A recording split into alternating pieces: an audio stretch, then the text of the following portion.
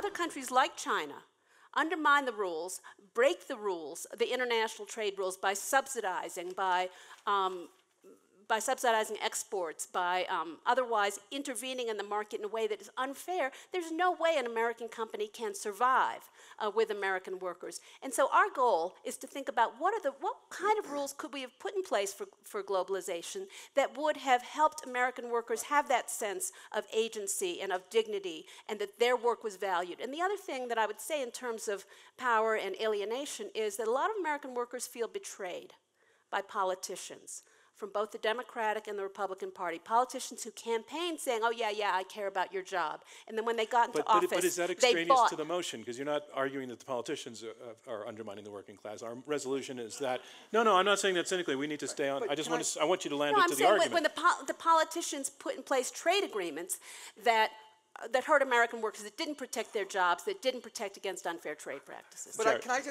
I pick up one thing Jason, and then Jared, off of what Thea just said? She just said when China is breaking the rules. That's because there's actually a set of rules right now that govern things like surges, that govern things like dumping, that govern things like illegal subsidies. Yeah, but we don't enforce them. And we can act. But we don't. Thea, That's the problem. We have consistently won in the WTO when we brought cases. We include rules on child labor in trade agreements, and you see big improvements in child labor in the countries.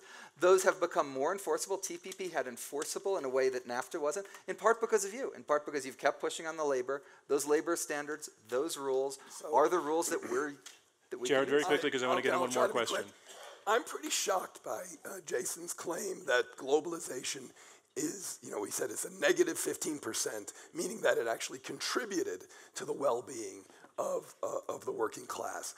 I cited this number from a widely accepted study that 40% of the manufacturing job losses in the 2000s from the China shock were concentrated, this gets to your question a second ago, were concentrated in geographical areas. Those same authors went back and looked at the political implications of that concentration and found that it wasn't people like Thea and I making these arguments that gave us Trump. It was exactly the opposite. It was the elitists who wouldn't allow our arguments to be elevated that allowed Trump to surface.